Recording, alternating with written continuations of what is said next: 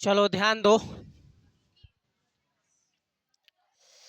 आज का हमारा टॉपिक है डीएनए में हम उस दिन पढ़ाए थे न्यूक्लिक अम्ल, जिसको कहते हैं केंद्रक अम्ल कहा जाता है। तो केंद्रक के बारे में पढ़ाए थे कि केंद्रक की खोज सबसे पहले किसने किया था? हाँ,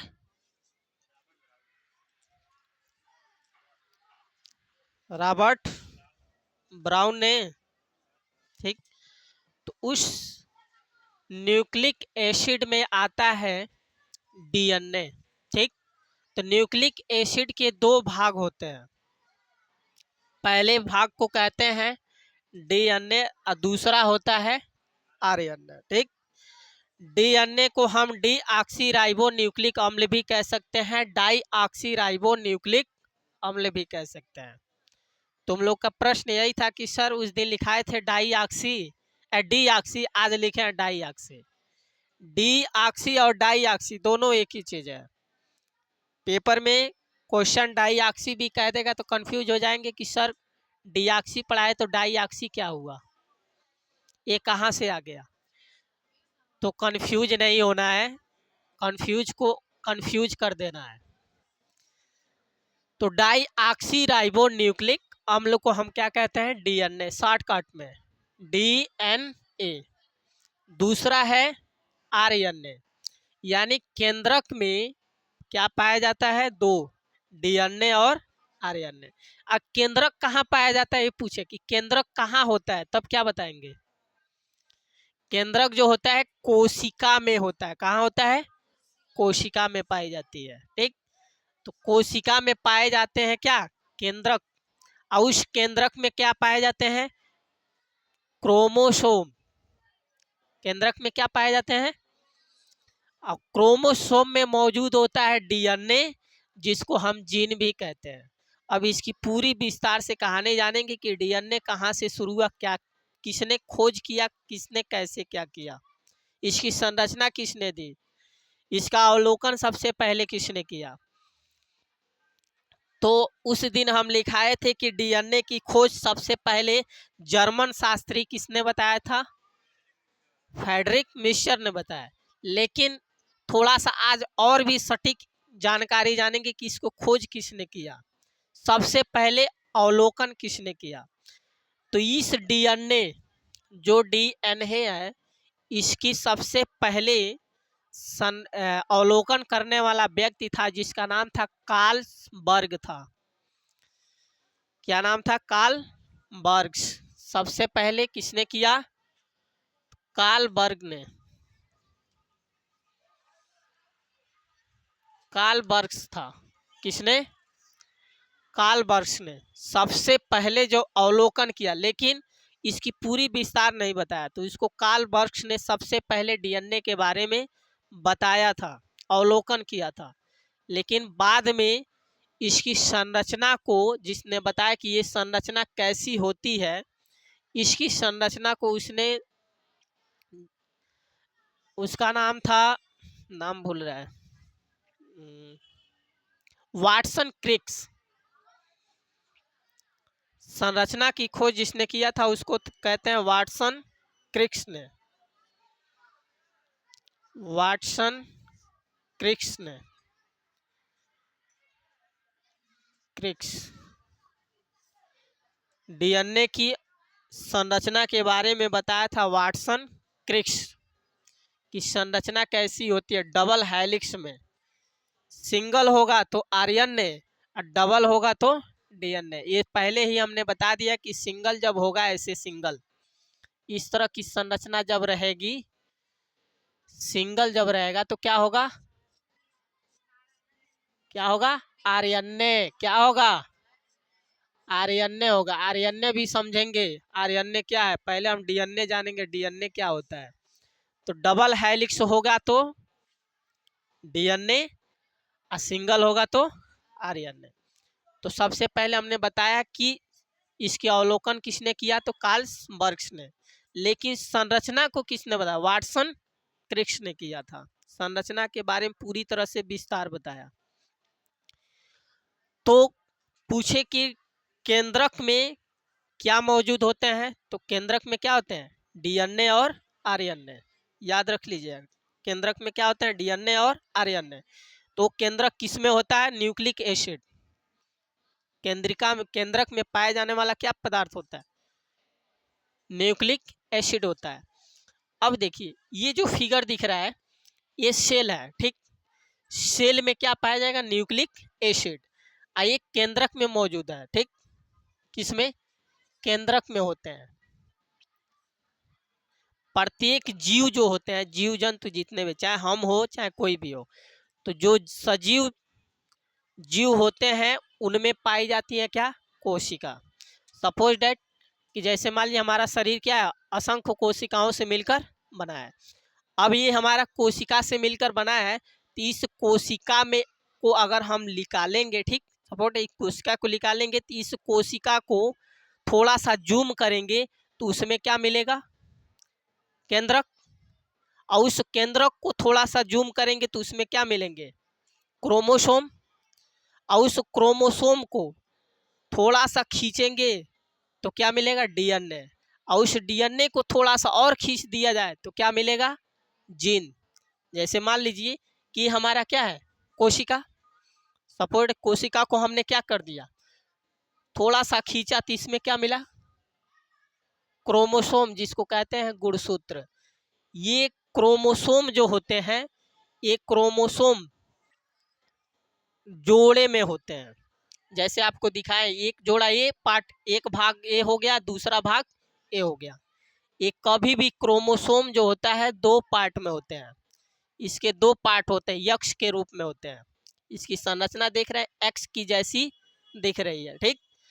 तो ये डबल एक साथ यानी जोड़ा, जैसे मनुष्य में क्रोमोसोम क्या होते हैं, 23 जोड़े होते हैं। और गिनती में देखा जाए तो कितने होंगे, 46 होते हैं। संख्या में कितने होंगे, 46।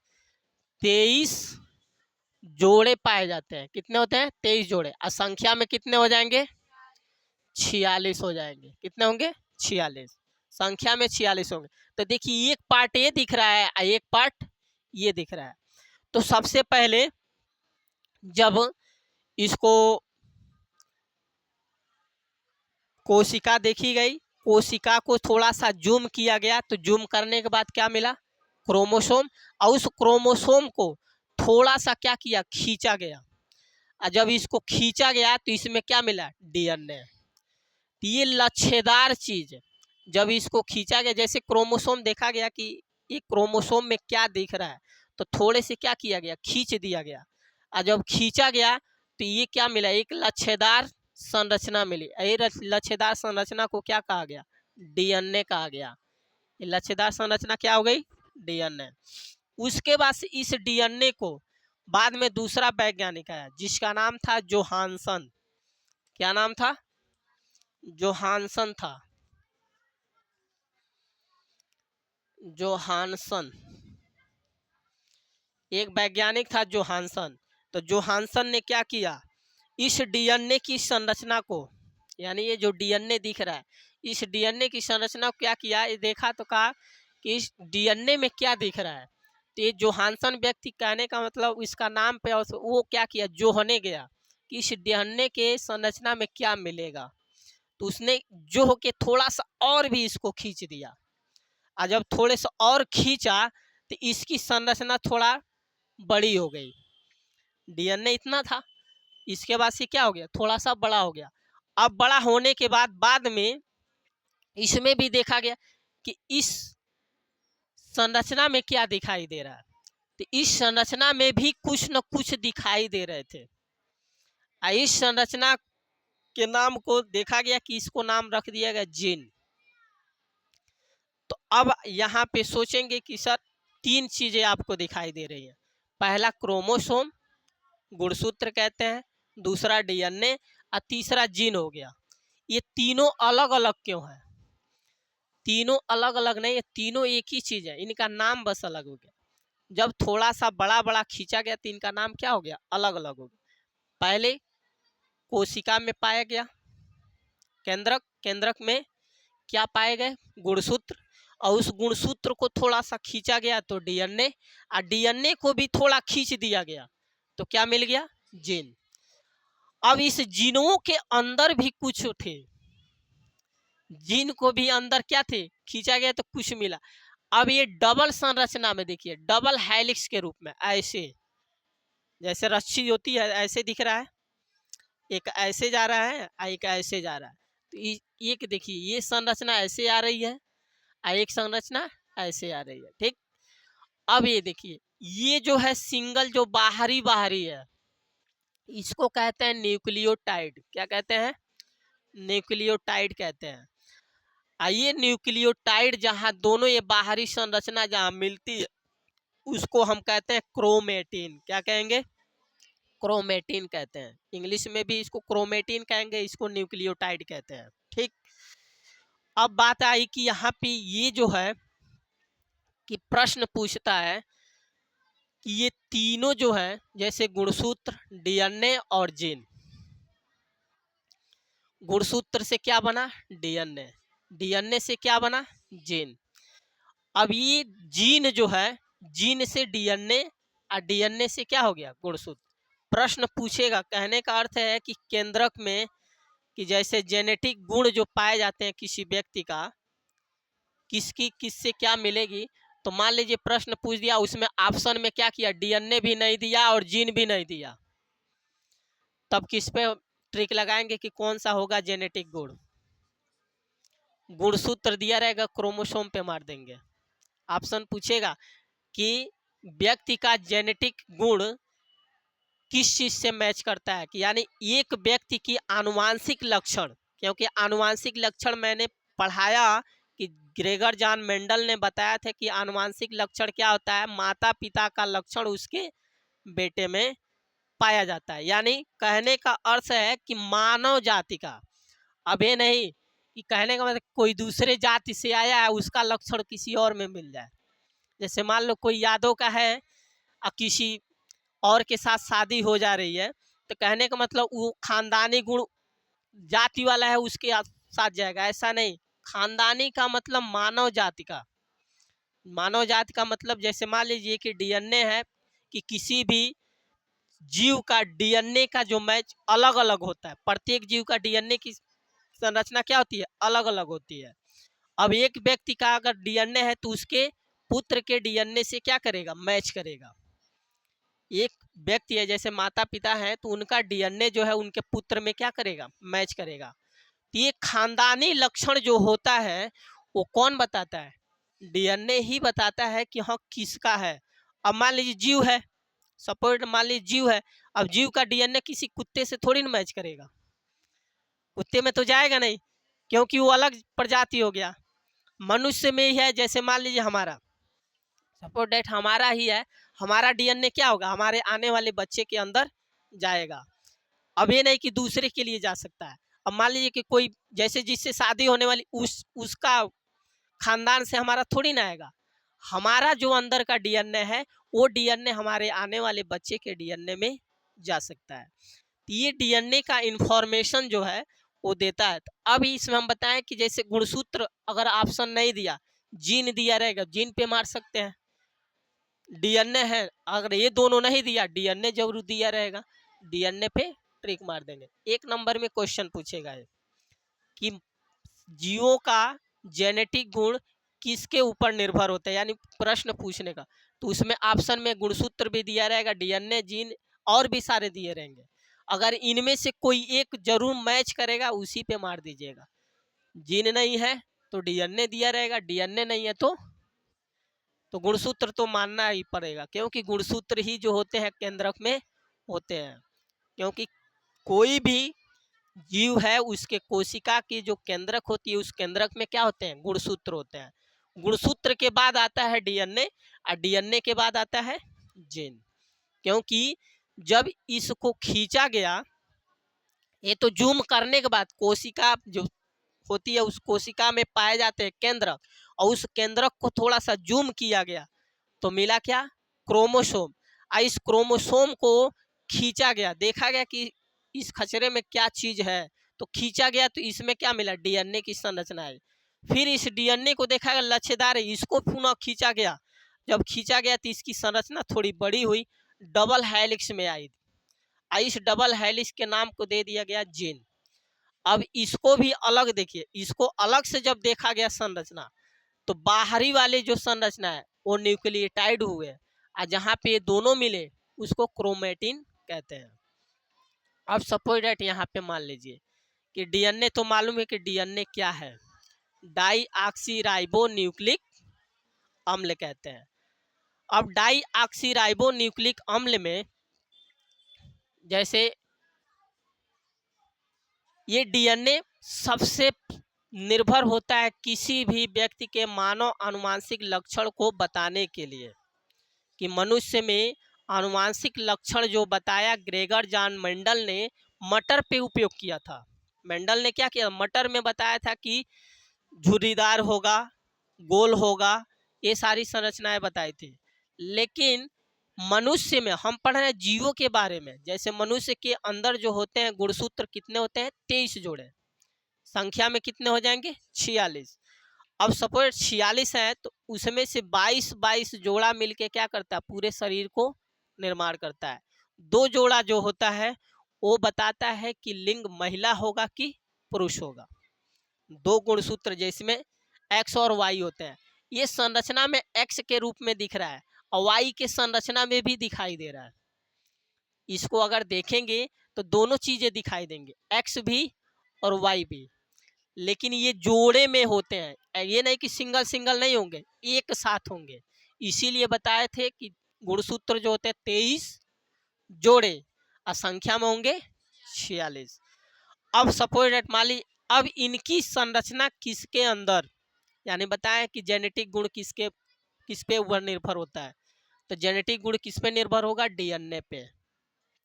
अब इसको कैसे पता किया जाए, कि जैसे मान लीजिए कि कोई व्यक्ति है, ठीक, अब उस व्यक्ति का जेनेटिक गुण कैसे मिलेगा, कैसे उसका शरीर का निर्माण होता है, तो डीएनए पे। पहले भी मैंने बताया कि किसी व्यक्ति को का जन्म होता है, जैसे 2 व्यक्ति आपस में संपर्क होते हैं, निषेचन क्रिया होती है, तो उस निषेचन क्रिया में मनुष्य का शरीर कैसा होना चाहिए, आनुवांशिक लक्षण यानी मानव जाति का आनुवांशिक लक्षण किस प्रकार होगा, तो डीएनए निर्भर करता है।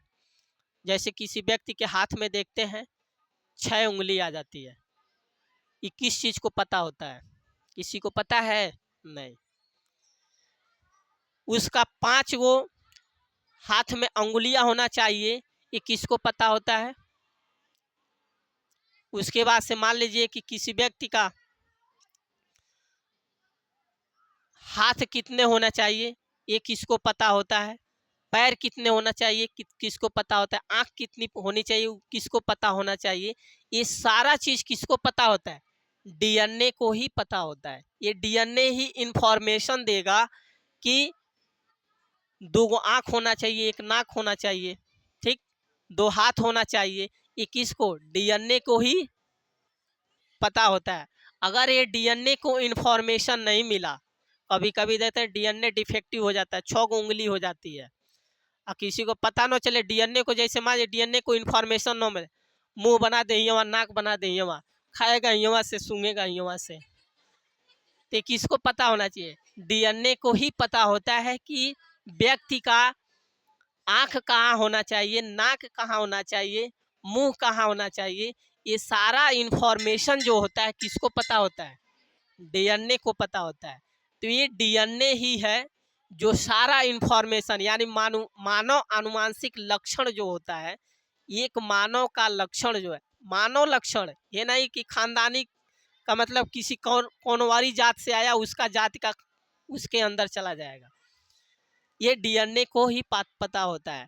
अगर मान लो किसी, जैसे मैं यहाँ पे पढ़ा रहा हूँ साइंस, आपको साइंस पढ़ा रहा हूँ, अगर ये साइंस पूरा हमारे शरीर की जो कोशिका है, कोशिका के अंदर जो केंद्रक है, उस केंद्रक के गुणसूत्र में चला जाए, यानी डीएनए में प्रवेश कर जाए, जो साइंस में पढ़ो, अगर सपोज कहीं भूल चूक से अगर डीएनए में प्रवेश कर गया, तो आने वाला हमारा बच्चा भी क्या होगा, जन्म लेते ही उसके फटाफट साइंस बोलने लगेगा। डीएनए आरएनए ये सारा चीज बता, फटाफट जितना है सारा का सारा क्या हो जाएगा, बोलने लगेगा। लेकिन ये सारी चीजें हमारी क्या होती है, ब्रेन में होती है। जितने भी हम किसी भी चीज की जानकारी लेते हैं वो ब्रेन में होता है, डीएनए में नहीं होता है।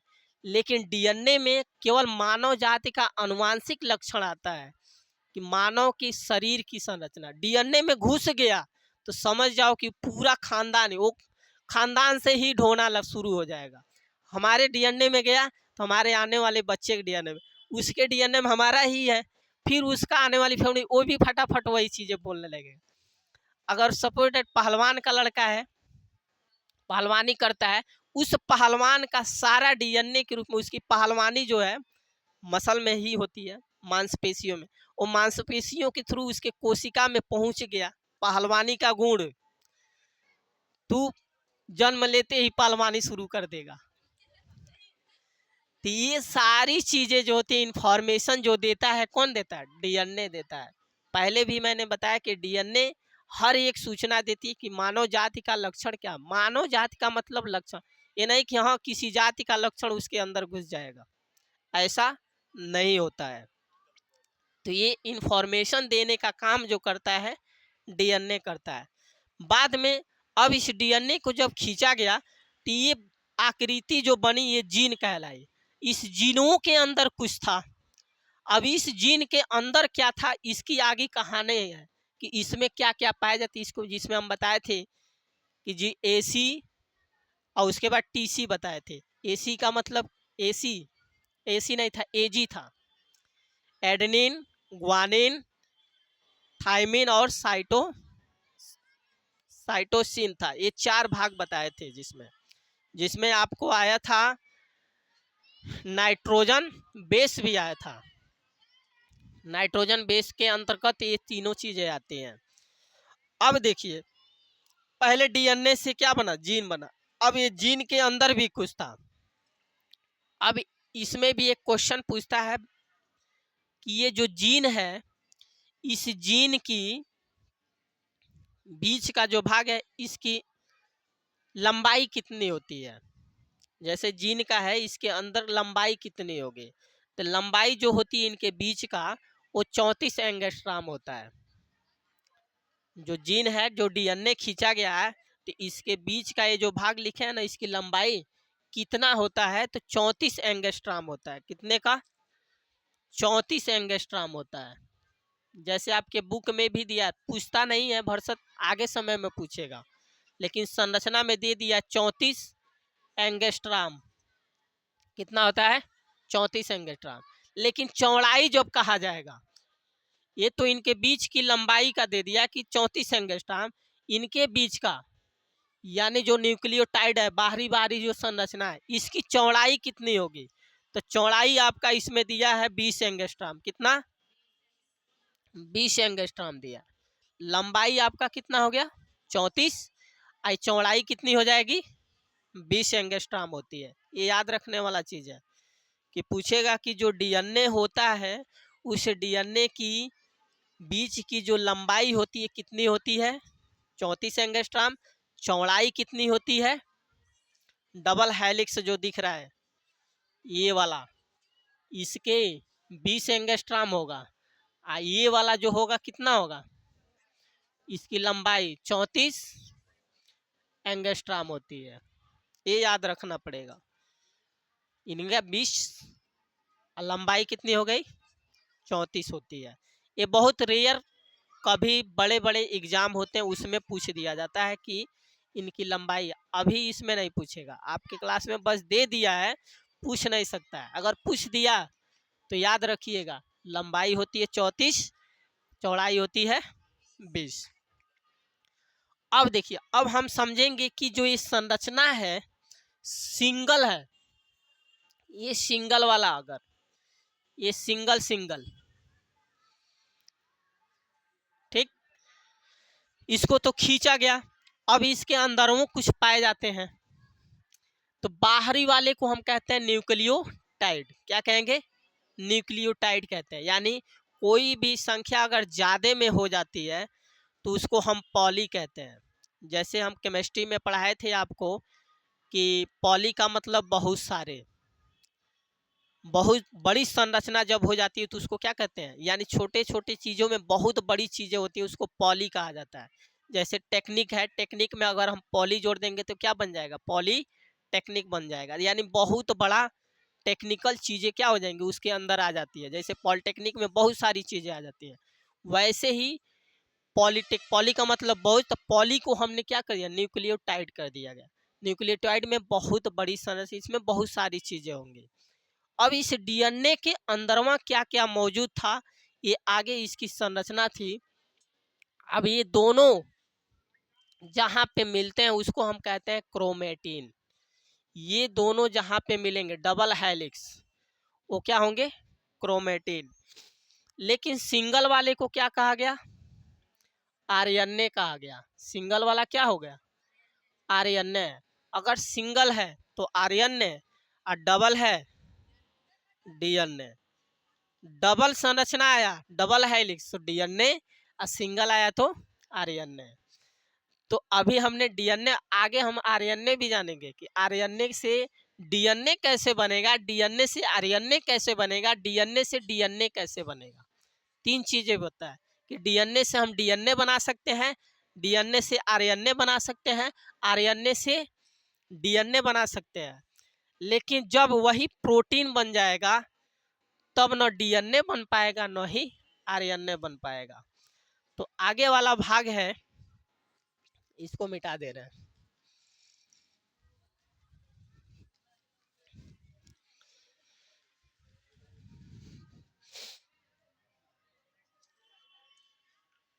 ये हमारा था डीएनए, डीएनए। इस डीएनए को के बारे में पढ़ेंगे कि डीएनए को कितने भागों में बांटा गया, इसको भी लिखा चुके हैं। एक होता है न्यूक्लियोसाइड,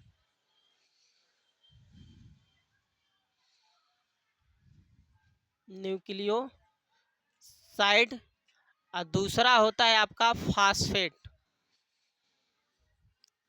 फास्फेट, पीएच होता है ना जी, फास्फेट, जिसको हिंदी में कहते हैं फास्फेट। ये गलती लिखा रहा है जी, फास्फेट, फास्फेट कहते हैं। न्यूक्लियोसाइड जो होता है ये दो पार्ट में होता है, इसको दो भागों में बांटा गया। एक आपका शुगर होगा, शुगर, और दूसरा आपका होगा नाइट्रोजन बेस, नाइट्रोजन बेस, ठीक। ये नाइट्रोजन बेस को दो पार्ट में बांटा गया है। नाइट्रोजन बेस दो पार्ट में होता है, जिसको हम कहते हैं, एक होता है प्यूरिन, प्यूरिन, और दूसरा होता है पाइरेडमिन, पाइमीन,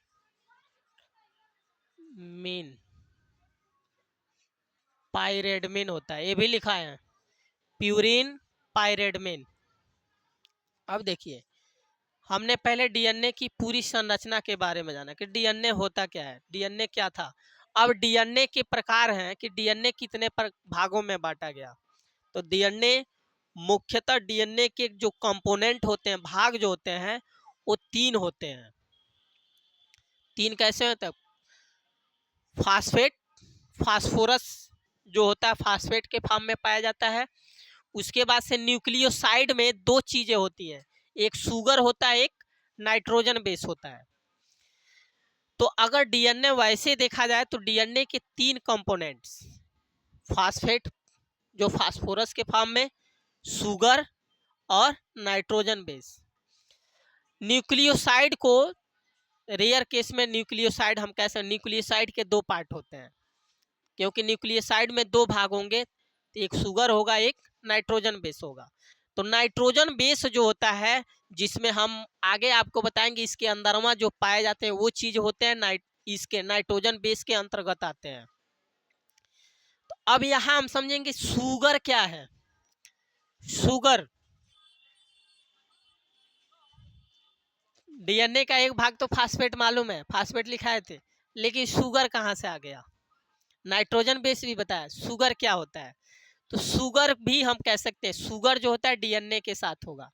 अगर मान लीजिए डीएनए के साथ शुगर जोड़ दिए तो इसको क्या पढ़ेंगे, D D oxy ribo sugar कहेंगे। क्या कहेंगे, डी ऑक्सी राइबो शुगर कहेंगे। अब यहाँ पे एसिड हट जाएगा, जो एसिड पढ़ रहे थे, जैसे डी एन एस हो गया, डी एन एस हो गया तो क्या पढ़ेंगे, डाई ऑक्सी राइबो शुगर कहेंगे। क्या कहेंगे, डाई ऑक्सी राइबो शुगर। तो जब डीएनए के साथ शुगर है तो आरएनए के साथ भी होगा, तब क्या कहेंगे, राइबो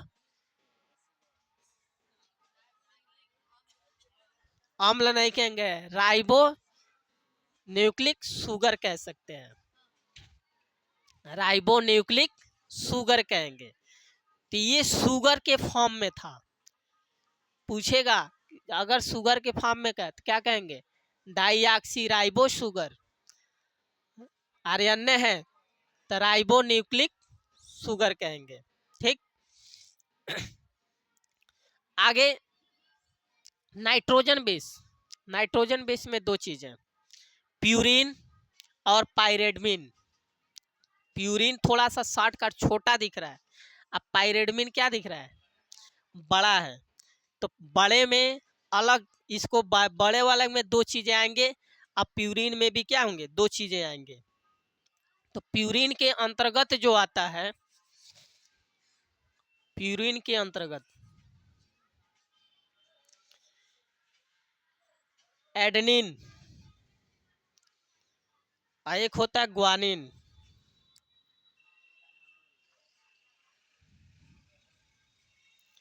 एडेनिन के साथ थाइमिन होता है, और ग्वानिन के साथ साइटोसिन होता है। क्या होता है, चार भाग पढ़ाए थे, याद आ रहा है, एडेनिन, ग्वानिन, थाइमिन और साइटोसिन, ये चारों बताए थे।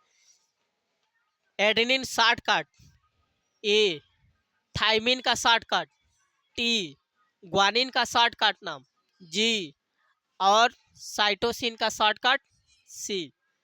लिखा दिए हैं, अब यहाँ पे लिखेंगे नहीं क्योंकि जगह कम है, बस शॉर्टकट समझिएगा। शॉर्टकट एक ट्रिक है, ट्रिक जानते हो ना, TRICK होता है ना जी, ये ट्रिक है याद करने का। ए से एडनिन, टी से थाइमिन, जी से ग्वानिन और सी से साइटोसिन।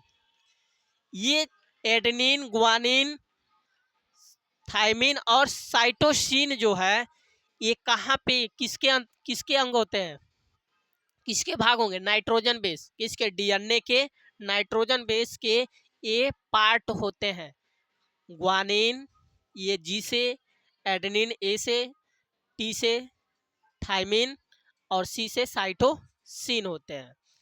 ये जो होते हैं ये आपस में जब जुड़ते हैं, ये जुड़े होते हैं किसके बेस से, जैसे मान लीजिए इसके अंतर्गत आएगा आपका एडेनिन आएगा और ग्वानिन आएगा। ठीक, इसके अंतर्गत क्या आएगा, थाइमिन और साइटोसिन आएगा। तू इधर हट जी, अब समझो, यहाँ से कंफ्यूज मत होना, ध्यान से देखना, यही सबसे इम्पोर्टेंट है। बाकी संरचना था वो चीज़ें थी, उस बना लेंगे समझ जाए, लेकिन यहाँ सबसे ज़्यादा फंसने की ज़रूरत होती है, बच्चे कंफ्यूज हो जाएंगे, कौन सा एडेनिन है, कौन सा ग्वानिन है, कौन सा साइटोसिन है, कौन सा थाइमिन है। ठीक, यही अंदर संरचना यानी डीएनए के अंदर जो होते हैं ये इम्पोर्टेंट रखते हैं। अब ये दोनों जो होते हैं प्यूरिन और पायरेडमिन, ये एक दूसरे से जुड़े कब होते हैं, किसके द्वारा, हाइड्रोजन बॉन्ड के द्वारा, हाइड्रोजन बॉन्ड के द्वारा। हाइड्रोजन बॉन्ड बताए थे, जैसे केमिस्ट्री पढ़ाए थे जिसमें कि कार्बन और हाइड्रोजन के बीच single bond, double bond, triple bond, तीनों बताए थे। एक बार और यहाँ पे देखो, अब कहोगे कि बायो में भी सर जी बॉन्डिंग कहाँ से क्रिया आ जा रही है, बायो में बॉन्डिंग कहाँ से आया? तो पहले बॉन्डिंग हम बताए थे सिंगल होगा, सिंगल के बाद ट्रिपल थोड़ी ना आता है, सिंगल के बाद क्या आता है? डबल, डबल के बाद ट्रिपल। तो अब यहाँ पे जो एडेनिन है वो थाइमिन से जुड़ा होता है, किसके द्वारा? डबल बॉन्ड के द्वारा। ग्वानिन जो है साइटोसिन से जुड़ा होता है, किसके बॉन्ड के द्वारा? Triple bond. लेकिन इनमें बॉन्डिंग कैसी होती है? हाइड्रोजन से। बॉन्डिंग क्रिया जब भी करेगा किससे करेगा? हाइड्रोजन से करेगा। एडेनिन थाइमिन से जुड़ेगा डबल बॉन्ड के द्वारा, ग्वानिन साइटोसिन से जुड़ेगा ट्रिपल बॉन्ड के द्वारा। तो पहले नंबर पे डबल बॉन्डिंग और दूसरे पे ट्रिपल बॉन्डिंग आती है। तो ए से एडेनिन, टी से थाइमिन, जी से ग्वानिन और सी से अब ATGC। तो प्यूरिन के अंतर्गत आने वाला क्या है पूछेगा? प्यूरिन के अंतर्गत, यानी पायरिन भी कह सकते हैं इसको। प्यूरिन के अंतर्गत आने वाला कौन कौन से कंपोनेंट होते हैं?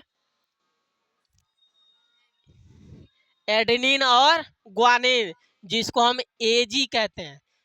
तो औरत अपने आदमी को क्या बोलती है? AG, सुनो जी।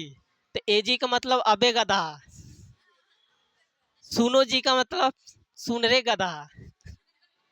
बड़ी प्यार से कहेगी, जब गुस्साई रहेगी ना तो बड़ी प्यार से कहेगी AG, सुनते हैं जी, प्यार से। तो इसका कहने अबे गधा सुनते हैं, सुनो जी, प्यार से, सुन बे गधा, बड़ी प्यार से बुलाएगी। लेकिन AG का मतलब वो 60 का प्यार से बुलाने का काम है। तो ट्रिक है यहाँ पे, AG का मतलब, AG जो है प्यूरिन के अंतर्गत। तो AG का मतलब A से एडेनिन और G से ग्वानिन। ये याद रखना कि DNA में पूछेगा नाइट्रोजन बेस जो होता है, उस नाइट्रोजन बेस में कितने कंपोनेंट उसके होते हैं? तो एडेनिन होता है, ग्वानिन होता है, ठीक। तो एडेनिन और ग्वानिन किसके अंतर्गत आते हैं? तो प्यूरिन के अंतर्गत आते हैं। तो यानी AG, AG का मतलब याद रखना, AG का मतलब AG OG सुनो जी, ठीक। पायरिन के अंतर्गत क्या आएगा? पायरेडमिन के अंतर्गत TC आएगा। TC, TC का मतलब जैसे आप कहीं से छोड़ के चले जाते, ट्रांसफर सर्टिफिकेट जो होता है तो उसको हम TC कहते हैं, या रेलवे विभाग में जो टिकट काटता है उसको क्या कहते हैं? TC कहते हैं। तो ये याद, शॉर्टकट ट्रिक याद रखिएगा, TC पायरेडमिन के अंतर्गत आएगा। यानी थाइमिन और साइटोसिन जो होंगे लंबे हैं, याद रखो, लंबा जो है पायरेडमिन है, छोटा जो है वो प्यूरिन है। जैसे एडेनिन ग्वानिन छोटा हो जा रहा है, इसको पढ़ रहे हैं, थाइमिन पढ़ रहे हैं और उसके बाद साइटोसिन पढ़ रहे हैं, तो थोड़ा लंबा हो जा रहा है। तो प्यूरिन के अंतर्गत TC और प्यूरिन के अंतर्गत AG होगा, गलत बोल दिए, AG। और पायरेडमिन के अंतर्गत क्या होंगे? TC हो जाएंगे। ये पार्ट थे DNA के। अब ये कहाँ होते हैं, इस संरचना में कहाँ पाए जाएंगे? तो अब यहां ध्यान दो, बाहरी वाले चीज को हमने क्या कहा, क्या नाम दिए? न्यूक्लियोटाइड। जहां ये दोनों आपस में संपर्क कर रहे हैं उसको हमने क्या बोला? क्रोमेटिन। बाहरे वाले को क्या कहें? न्यूक्लियोटाइड, यानी सबसे लंबी संरचना है इसकी। और जहां मिल रहे हैं उसको हमने क्या कहा? क्रोमेटिन। अब इस क्रोमेटिन में, क्रोमेटिन हटो, अब आरएनए बाद में दिखा जाएगा। ये है हमारी संरचना जो है, सपोर्ट ऐसे हमने बनाया, ठीक। ऐसे DNA की संरचना है, ठीक। अब देखो ये कैसे जुड़ा होगा, ये दिख रही है, खुशी दिख रही है क्या जी? अब देखो ये ATGC ji C A T G सी, ऐसे जुड़ा रहेगा। बाहरी वाले को हमने क्या कहा, न्यूक्लियोटाइड, जहां मिल गए वो हमारा क्या हुआ, क्रोमेटिन। लेकिन इनमें इसी में जो हमने बताया एजी और टीसी, यानी एडेनिन, ग्वानिन, थाइमिन और साइटोसिन, ये डीएनए के अंदर कहाँ होते हैं। तो ये जीन वाला जो खींचा गया था, जो संरचना जो बताए थे, इस जीन के अंदरवा देखा गया क्या चीजें हैं। तो जीन के अंदर आपको क्या मिला, यही जो होते हैं एटीजीसी एटीजीसी। तो जब एटी जुड़ा होगा तो डबल बॉन्ड के द्वारा इनके अंदर कितनी बॉन्डिंग होगी, डबल होगी। और जब जीसी होगा तो इसके अंदर कितने होंगे, ट्रिपल बॉन्ड होंगे। ऐसे संरचना होगी, एटी तो डबल, जीसी तो ट्रिपल, फिर eighty double, GC triple.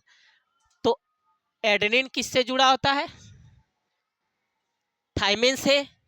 Guanine जुड़ता है किससे, साइटोसिन से। ये डीएनए के अंदर की संरचना है। डीएनए के अंदर जो जीन पाया जाता है, जीनवा के अंदर, ठीक। हाँ, शुरू में बताया है ना कि पहले कोशिका के अंदर केंद्रक होते हैं, उस केंद्रक में पाए जाते हैं क्रोमोसोम। क्रोमोसोम को खींचा गया, क्रोमोसोम को देखा गया, उस खचरा को जब खींचा गया तो उसमें क्या मिला, डीएनए। उस डीएनए को थोड़ा सा खींचा गया तो जीन, और उस जीन को अंदर देखा गया तो क्या मिले, आपके तीन चीज मिले डीएनए के तीन। पहला फास्फेट, फास्फेट यानी जो फास्फोरस होता है, फास्फेट के फॉर्म में पाया जाता है। और न्यूक्लियोसाइड के दो भाग होते हैं, तो आपको न्यूक्लियोसाइड याद करने की कोई जरूरत नहीं है। फास्फेट, शुगर और नाइट्रोजन बेस। इस नाइट्रोजन बेस के अंदर क्या होते हैं, प्यूरिन और पायरेडमिन। प्यूरिन के अंतर्गत एजी, पायरेडमिन के अंतर्गत टीसी। एजी का मतलब, सुनो जी, एजी वोजी नहीं, एजी का मतलब एडेनिन ग्वानिन, एडेनिन ग्वानिन, क्या कहेंगे, adenine guanine. Thymine cytosine, thymine और साइटोसिन याद रख लो, अभी भूलेगा नहीं। प्यूरिन के अंतर्गत एडेनिन ग्वानिन, पायरेडमिन के अंतर्गत थाइमिन और साइटोसिन।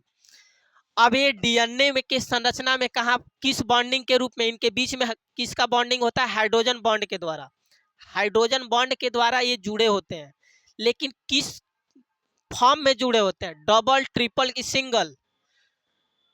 तो एडेनिन थाइमिन से जुड़ेगा डबल बॉन्ड के द्वारा, ग्वानिन साइटोसिन से जुड़ेगा ट्रिपल बॉन्ड के द्वारा। तो ये इसकी हो गई डीएनए की संरचना हो गई। ये पूरा हमारा था डीएनए। डीएनए का मतलब डाई ऑक्सी राइबो न्यूक्लिक अम्ल। शुगर रहेगा तो die oxy ribo sugar. RNA को क्या कहेंगे, डाई, डाई नहीं कहेंगे, राइबो न्यूक्लिक शुगर होगा। तो ये हमारा डीएनए था। अब ये डीएनए खत्म हो गया, अब हम पढ़ेंगे आरएनए। सबसे मेन, अब डीएनए से डीएनए हम बना सकते हैं, डीएनए से डीएनए बन सकता है, डीएनए से आरएनए बन सकता है, आरएनए से डीएनए बन सकता है, आरएनए से हम प्रोटीन बनाते हैं। अब प्रोटीन जब बन जाएगा तब न आरएनए बनेगा न ही डीएनए बनेगा। तो इसका स्क्रीनशॉट ले सकते हैं।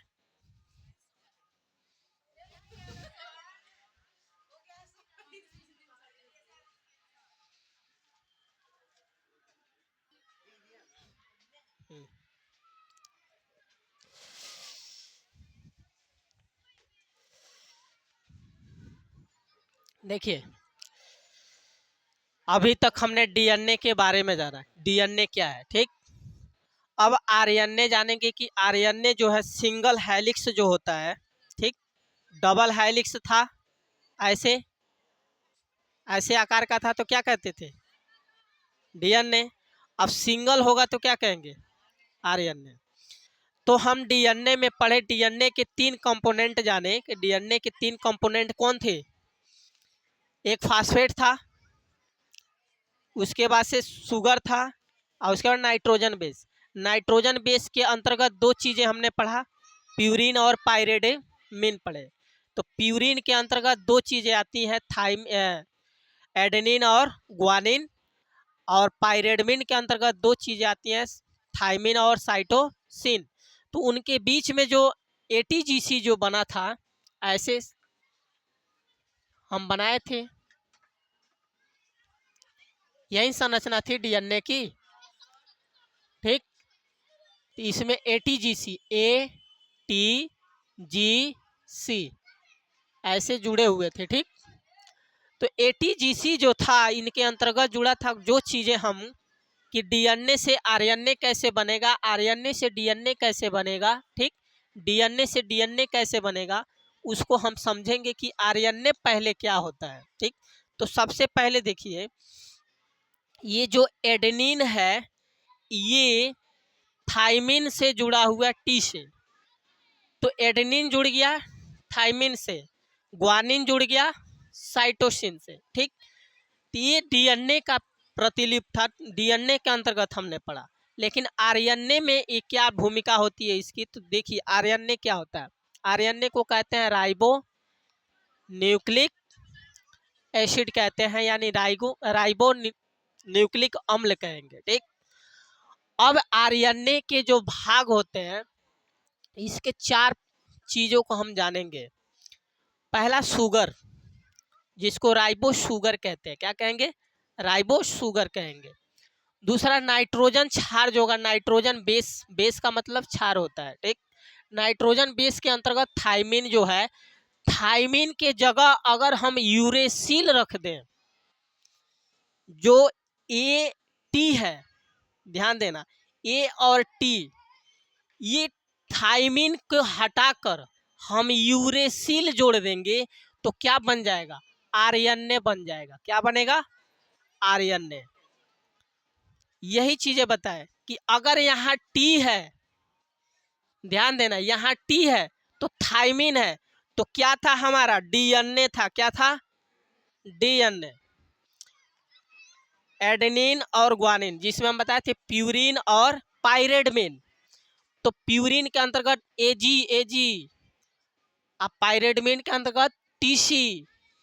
तो इस पहले ए से T, G से C, ए से कौन जुड़ा, T, यानी एडेनिन जुड़ा थायमिन से, ग्वानिन जुड़ा साइटोसिन से। तो जहां थायमिन के साथ एडेनिन जुड़ा है, तो वो हमारा डीएनए बन गया। क्या बन गया, डीएनए। अगर इसी थायमिन के जगह पे हम एक अलग से यूरेसिल जोड़ दें तो क्या बन जाएगा, आरएनए बन जाएगा। क्या बनेगा, आरएनए हो जाएगा। यही है समझना कि डीएनए से आरएनए। सपोज दैट, मान लीजिए कह दे कि सर अगर हमें डीएनए मिल गया तो डीएनए से आसानी है आरएनए बनाना। एडेनिन जहाँ थायमिन से जुड़ रहा है, थायमिन के जगह पे हम यूरेसिल जोड़ देंगे तो क्या बन जाएगा, आरएनए। आरएनए मिल गया तो हम डीएनए बना सकते हैं। थायमिन जोड़ देंगे तो डीएनए बन गया, यूरेसिल जोड़ देंगे तो क्या बन जाएगा, आरएनए। यही है समझने का क्रिया। ध्यान देना, जब हम थायमिन के जगह पे यूरेसिल जोड़ देंगे तो आरएनए बन जाएगा, वही थायमिन जोड़ देंगे तो क्या बन जाएगा, डीएनए। ज़्यादा फर्क नहीं है, बस थोड़ा सा ध्यान देना है कि जो हमारा नाइट्रोजन बेस है, उस नाइट्रोजन बेस के अंतर्गत थायमिन को हटाकर यूरेसिल जोड़ देंगे तो आरएनए बन जाएगा, और उसी नाइट्रोजन बेस में थायमिन जोड़ देंगे तो क्या बन जाएगा, डीएनए। तो हम कह सकते हैं कि डीएनए से डीएनए बना सकते हैं, आरएनए से आरएनए बन सकता है, आरएनए से डीएनए बन सकता है, डीएनए से आरएनए बन सकता है। ये हम कह सकते हैं, एक से दूसरे में, दूसरे से एक में परिवर्तन कर सकते हैं।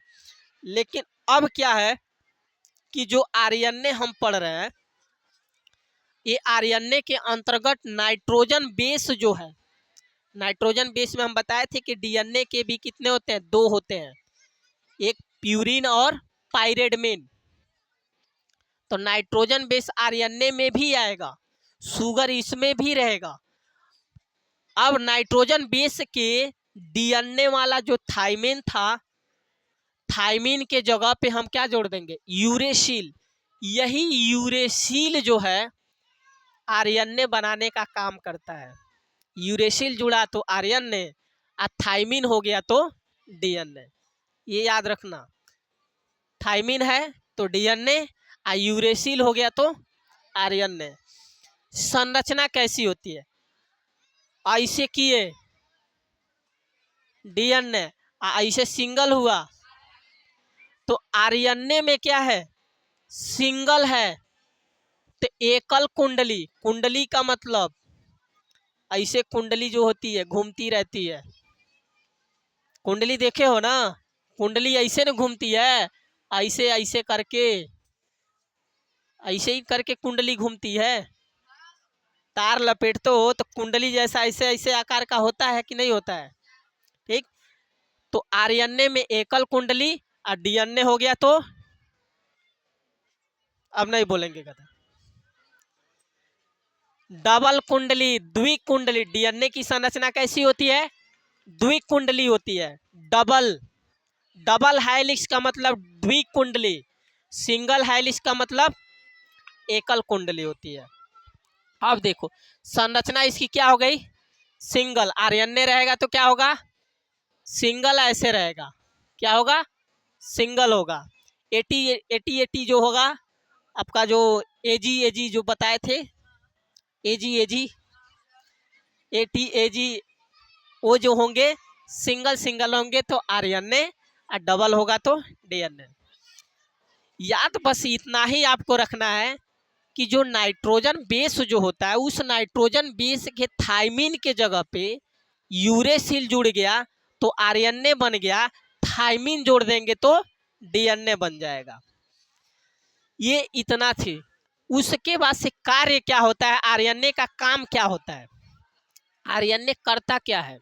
तो आरएनए का काम है प्रोटीन का संश्लेषण करना। संश्लेषण का मतलब जानते हैं क्या होता है,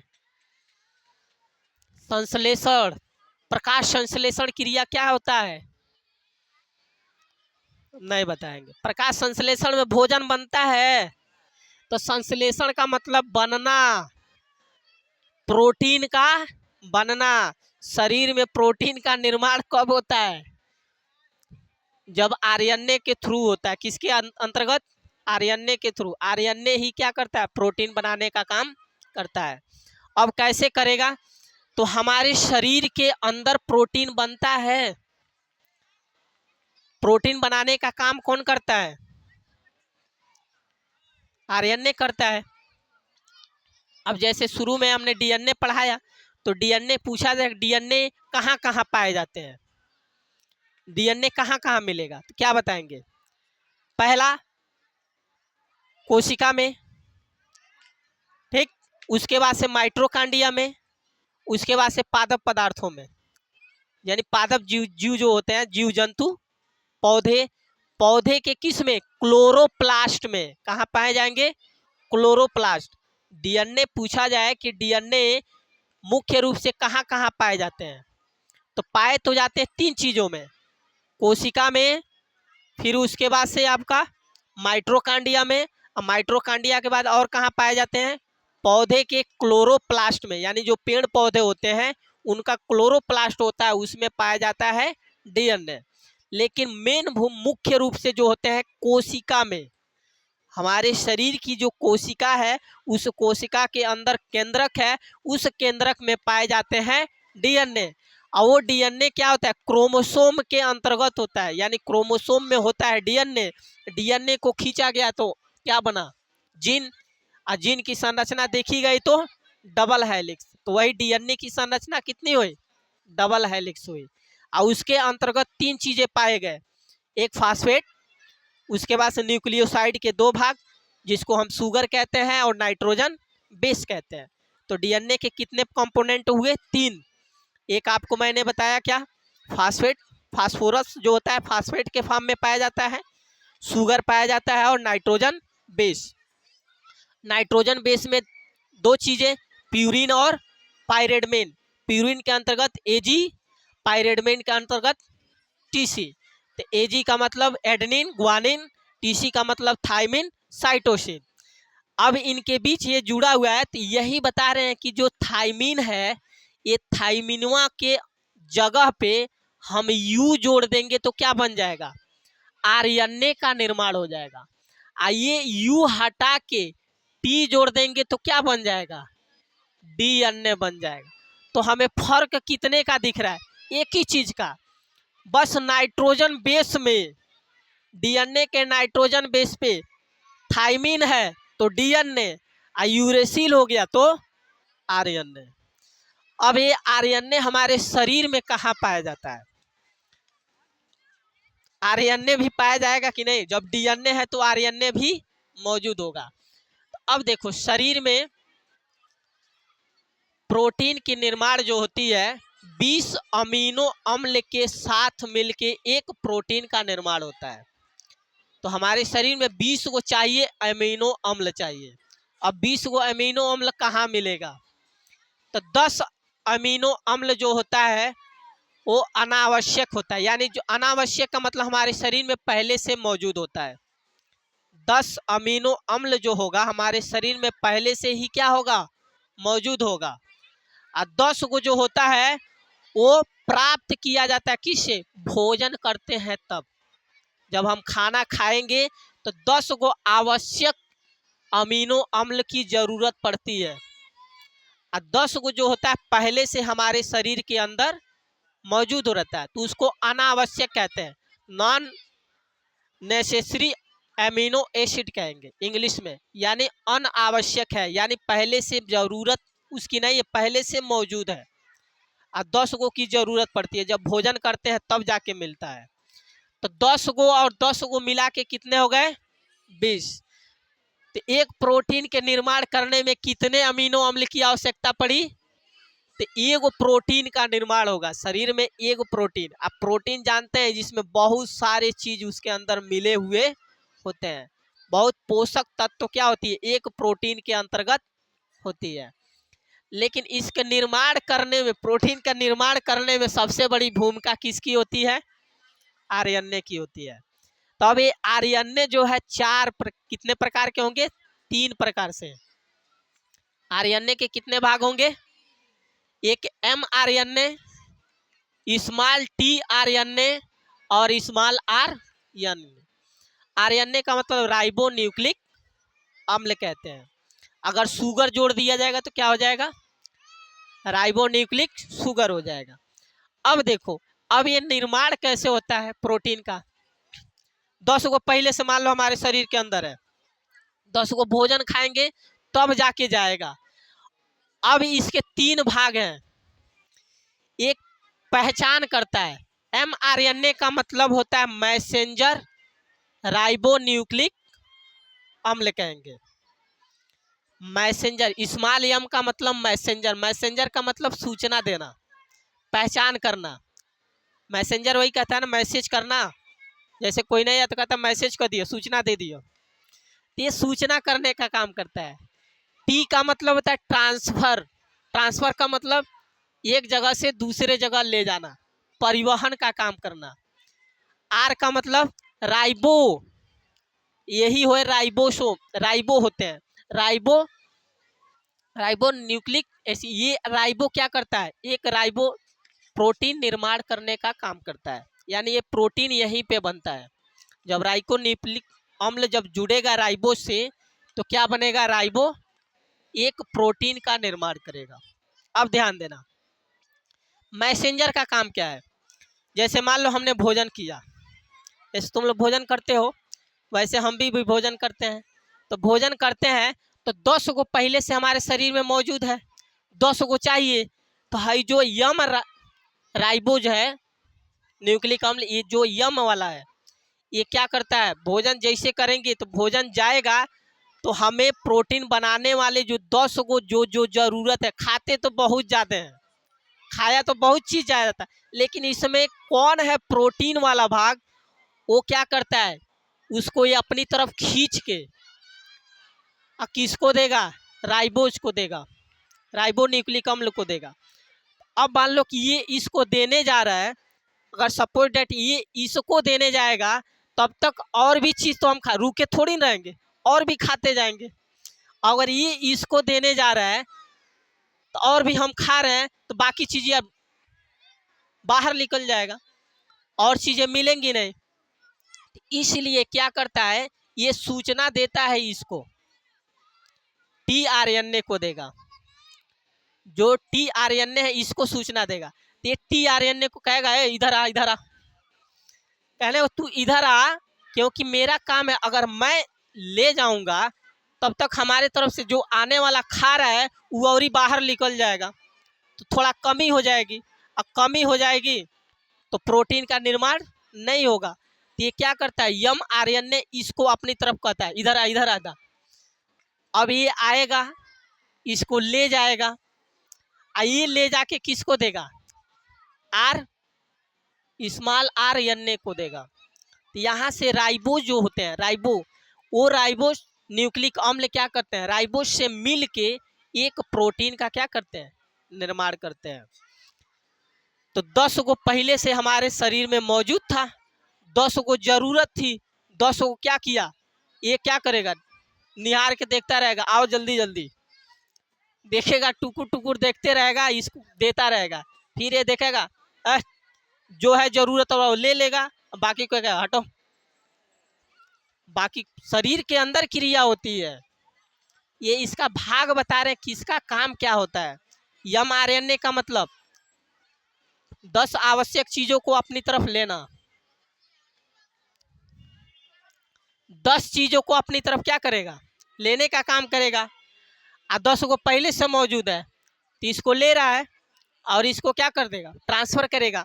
ये क्या करेगा, यहाँ से उठा के किसको देगा, rRNA को देगा। ठीक, ये rRNA क्या करेगा, एक प्रोटीन का संश्लेषण करेगा, तो वहां पे बनेगा आपका एक प्रोटीन।